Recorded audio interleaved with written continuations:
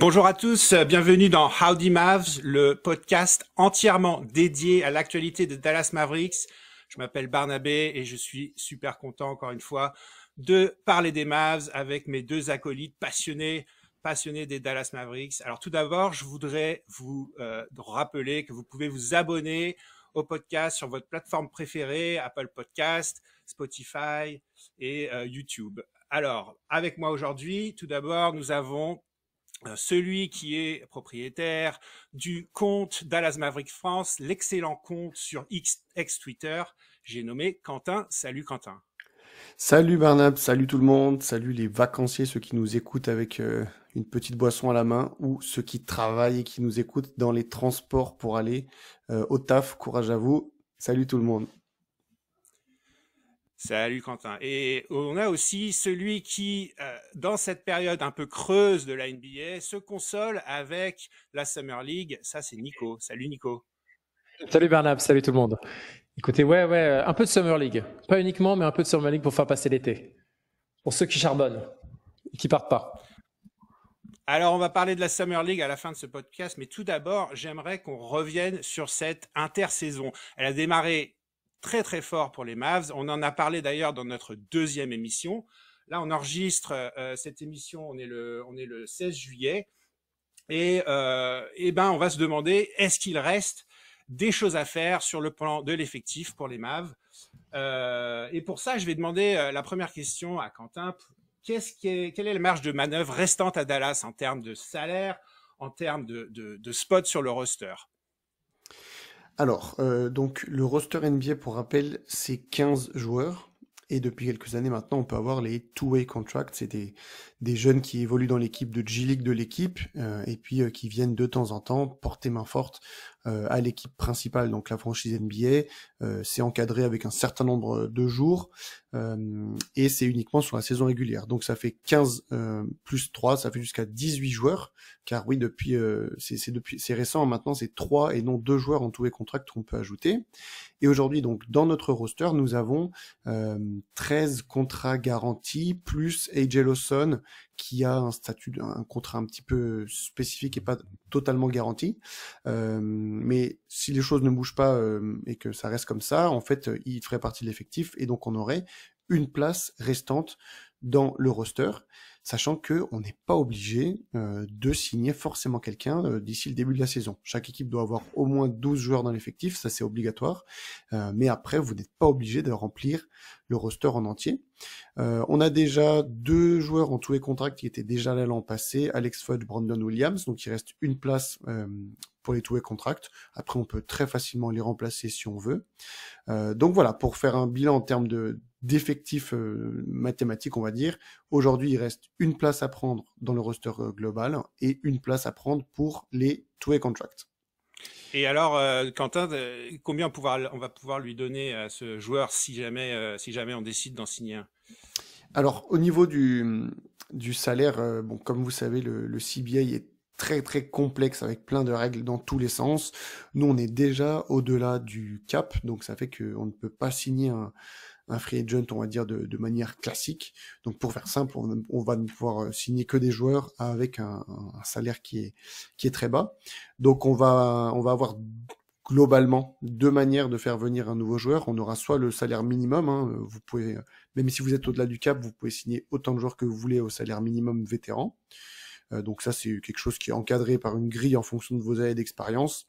Donc on peut faire venir un joueur comme cela. Donc c'est généralement des joueurs en fin de carrière qui peuvent pas prétendre à plus d'argent et qui vont chez un prétendant au titre comme les Dallas Mavericks, n'est-ce pas?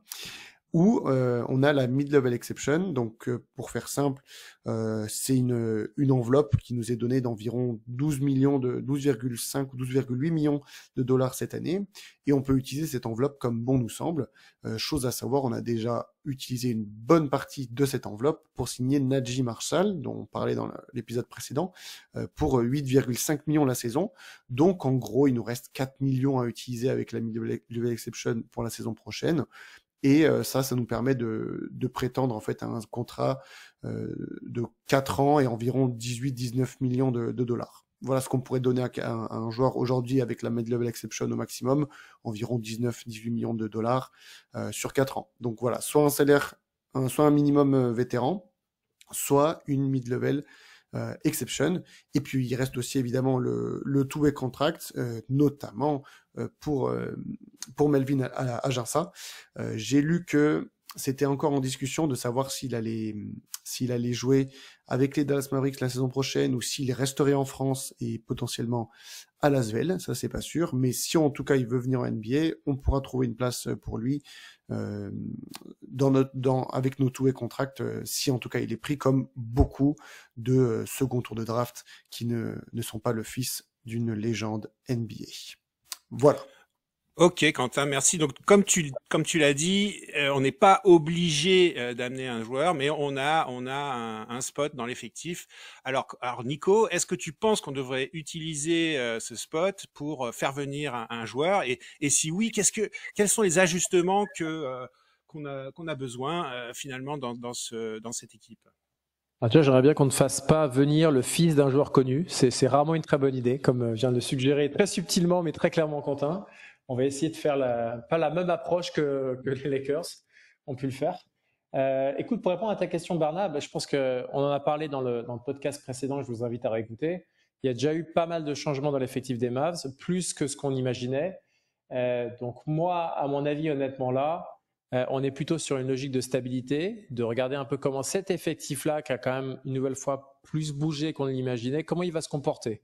Comment il va se comporter sur le terrain, comment, j'ai l'impression d'être Didier Deschamps là, mais comment le groupe va vivre et fonctionner. Et je sais qu'il y a notamment, on en reparlera tout à l'heure, il y a un des frérots Maurice dont on reparlera tout à l'heure, qui est un peu en suspens là. Mais pour moi, je pense que c'est plutôt la période de stabilité dans l'effectif et pas forcément de grands changements. Et les changements, il pourra arriver probablement au moment de la trade deadline de février, comme on a très bien pu le faire l'année dernière, si on a vraiment le sentiment qu'il y a des choses à ajuster et à changer avec cette nouvelle alchimie, et ça sera le moment. Mais je ne ferai rien de plus. Pas de folie là, c'est pas le moment. Le marché, je pense qu'il est plutôt calme. Il devrait rester calme jusqu'à un paquet de temps, a priori. Après, on n'est jamais à l'abri de la wash bomb et de la surprise Nico Harrison aussi.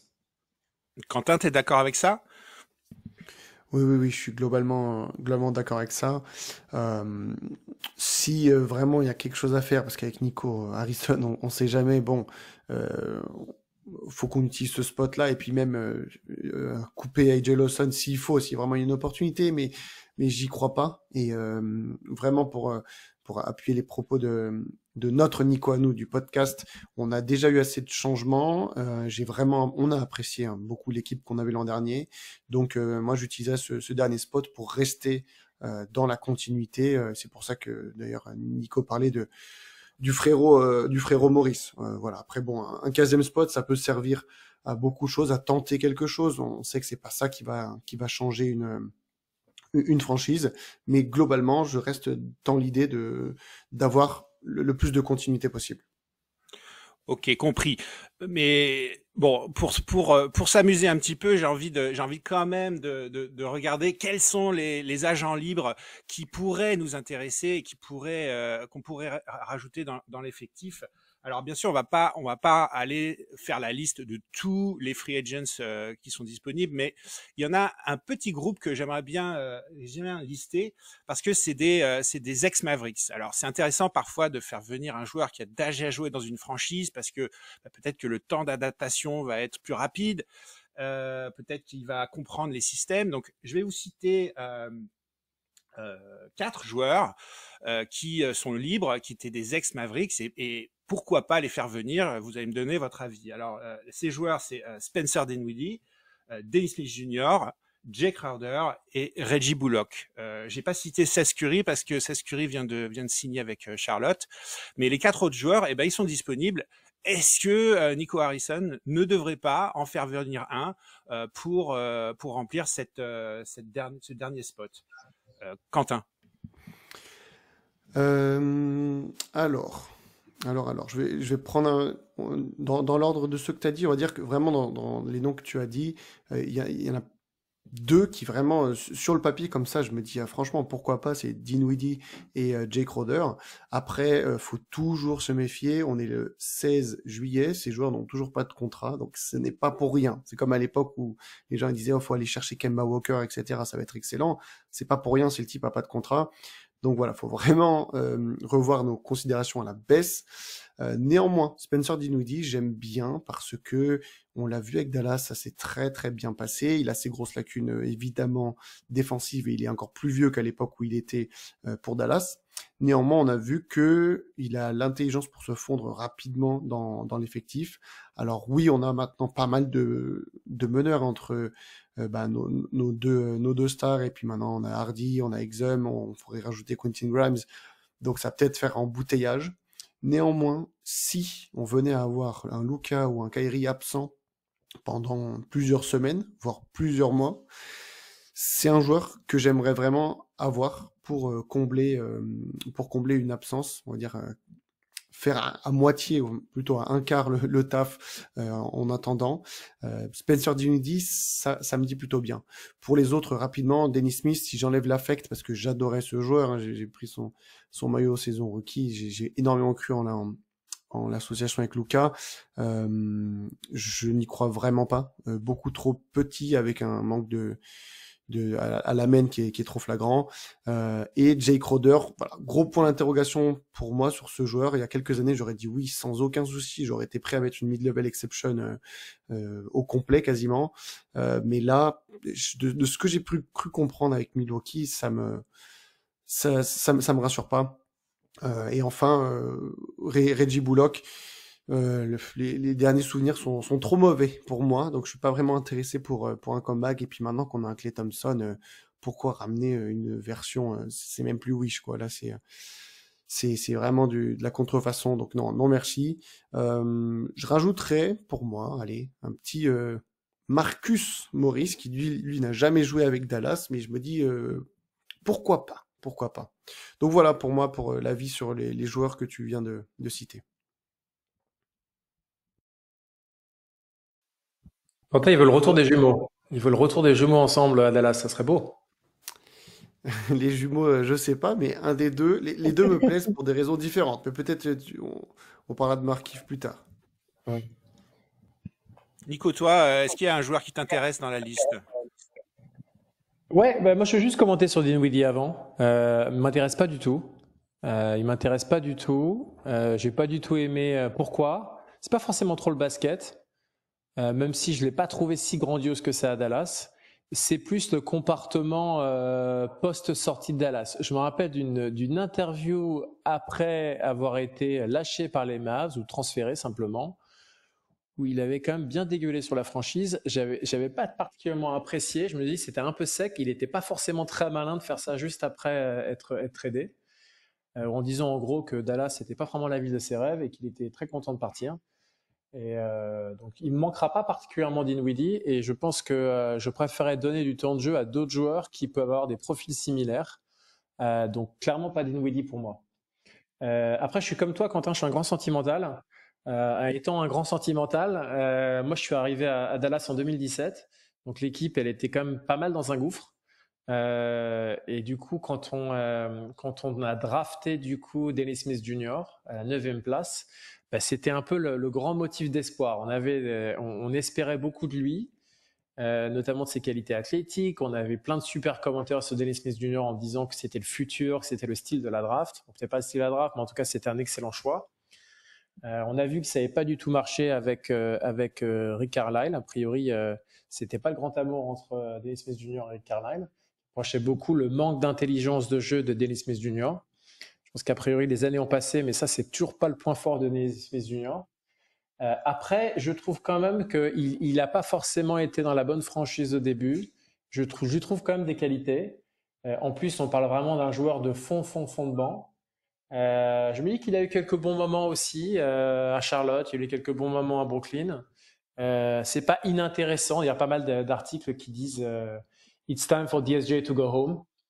De rentrer à la maison. Bon, c'est pas vraiment la maison pour lui, c'est la maison de sa draft.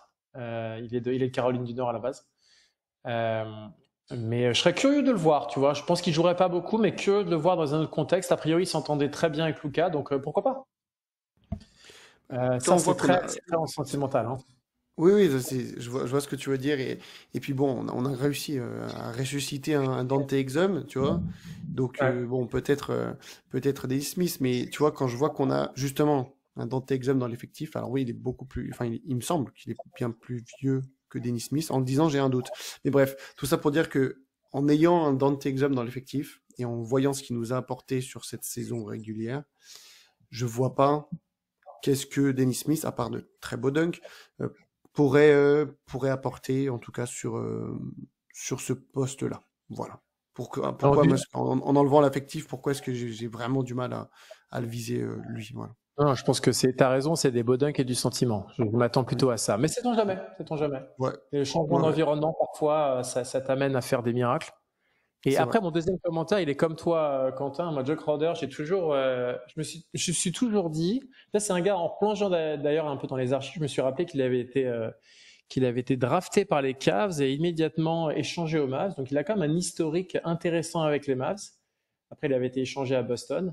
Je pense qu'effectivement, 2024, c'est un peu tard. Tu as quand même l'impression, comme tu disais, Quentin, au début, s'il n'a pas de contrat aujourd'hui, c'est pas tout à fait un hasard.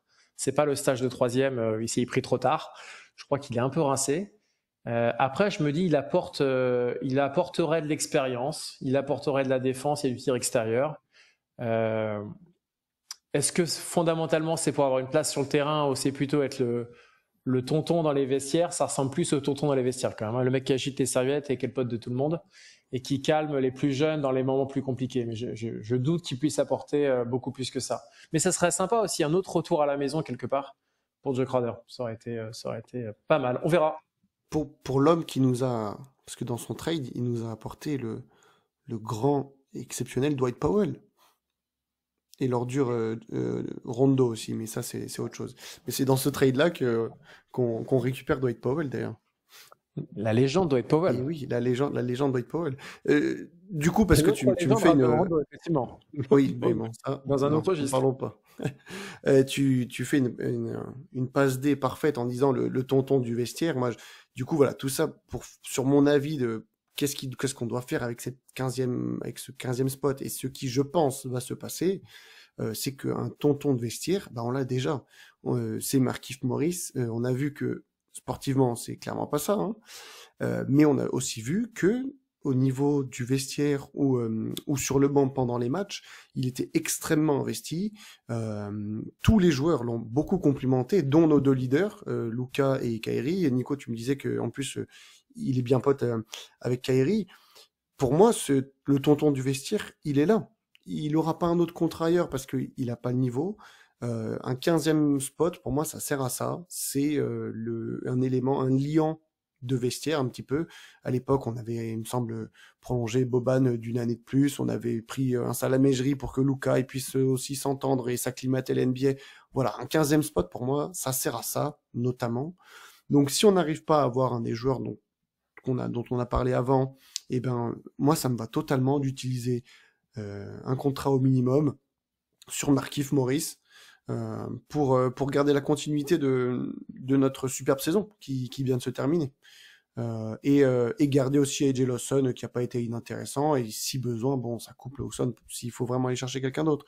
Mais voilà, moi, je termine là-dessus pour dire que j'espère en tout cas que Markieff Morris va signer un petit contrat au vétéran. Je pense que le front office, ils attendent de voir s'ils ont quelque chose, et s'ils ont rien, ben ça partira là-dessus, quoi. Ok les gars, très clair, très clair. Continuité, faire revenir Markieff. Et puis les ex-Mavs, bon, on va les laisser trouver leur place ailleurs en NBA. Enfin, en tout cas, ça c'est votre avis. Merci pour vos analyses. On va parler avant de finir ce podcast, on va parler de la Summer League parce que c'est l'actualité en ce moment en NBA. Alors Nico, je crois que t'as suivi les Mavs ou qu'est-ce que tu peux nous dire de cette Summer League? Qu'est-ce qu'on va attendre de notamment au Max et puis peut-être notre Frenchie Aginsa? Ouais, en fait, normalement, je regarde pas trop la Summer League. Là, j'ai pas pu m'empêcher de regarder un petit peu parce que je suis très curieux de voir ce que va donner Omax et dans un autre registre notre Melvin Agença National. Parce que pour faire le lien avec ce qu'on disait avant, je pense que c'est pas forcément uniquement de prendre à l'extérieur ce qu'on a déjà dans le groupe. Je pense que Omax et Aginsa, ils ont un point en commun qui est leur capacité à potentiellement, et pour Omax, je dirais même devrait, se faire une place dans le roster. Omax, quand même, pour moi, là, c'est sa deuxième année. Il doit vraiment s'affirmer cet été. Je pense que s'il ne montre pas que c'est un leader globalement d'équipe pendant la Summer League, je le vois mal avoir des minutes cette année ou encore vraiment que du garbage time. Il risque de passer beaucoup de temps avec les Texas Legends et je lui souhaite pas franchement ça.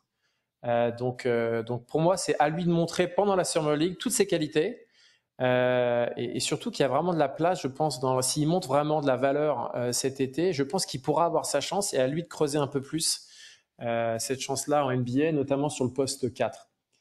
J'ai regardé un peu là, les deux premiers matchs.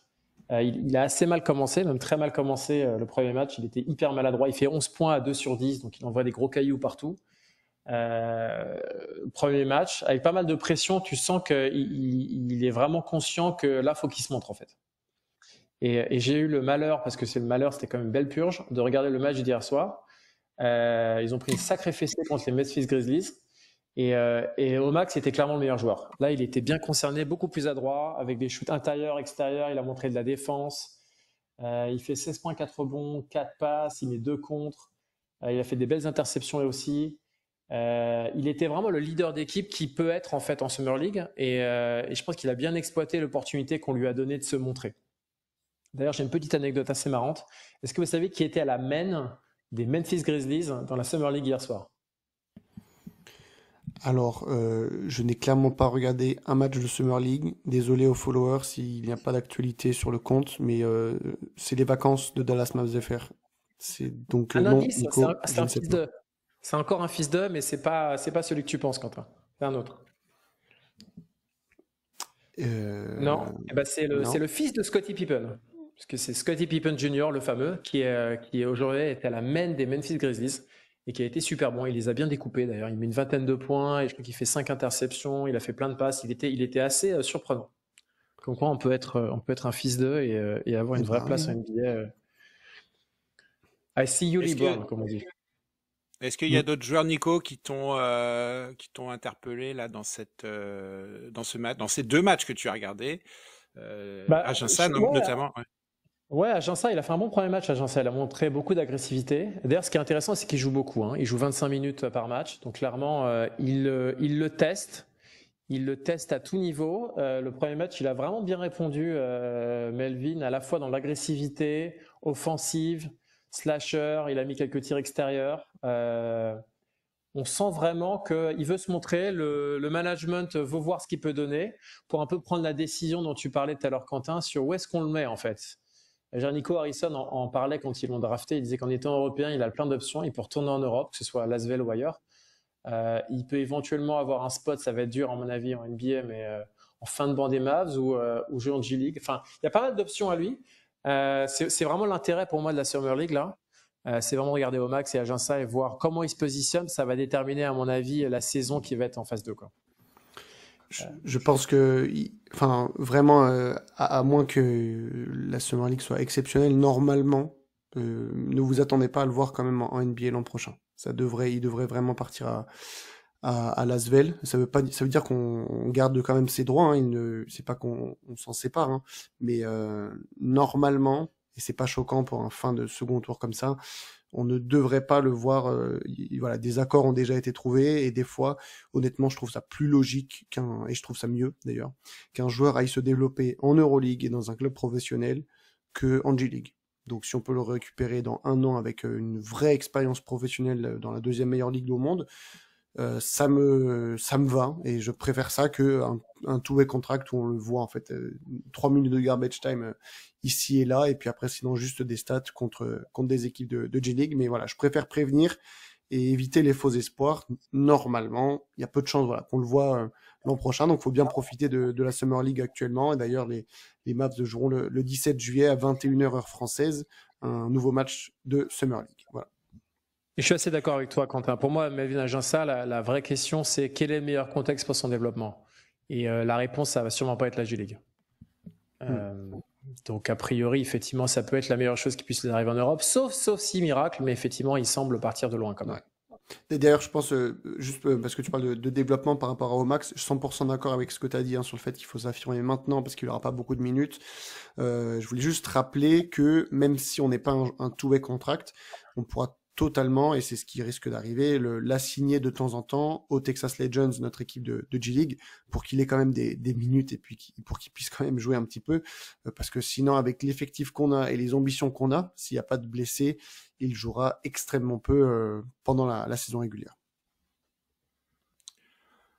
Ok les gars, on va terminer ce podcast sur une dernière news. Alors je ne sais même pas si c'est une nouvelle, mais je ne sais pas si vous savez, mais les poules de la In-Season Tournament sont sorties et donc on a la poule des Mavericks. Alors je vous cite les équipes qui seront avec les Mavs dans le groupe C.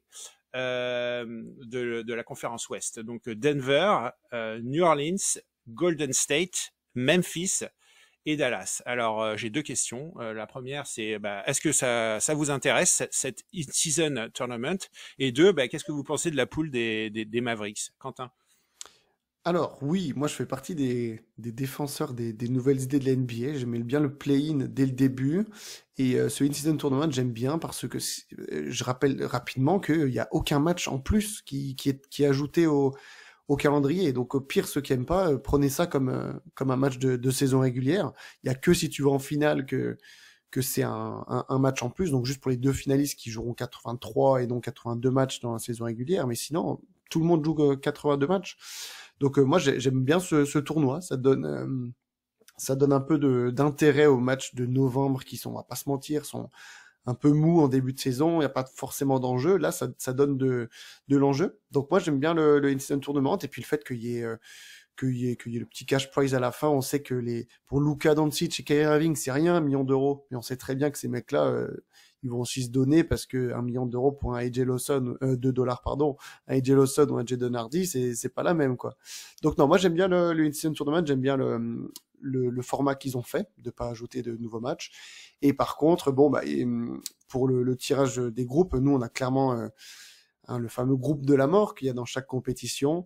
Il faut savoir qu'ils font les tirages au sort en fonction des standings, donc des classements de la saison précédente.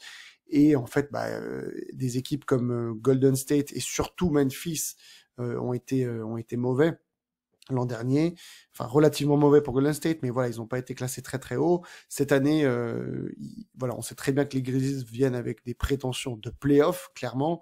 Les Pelicans se sont renforcés, Denver, voilà. Et dans ce groupe-là, c'est assez fou.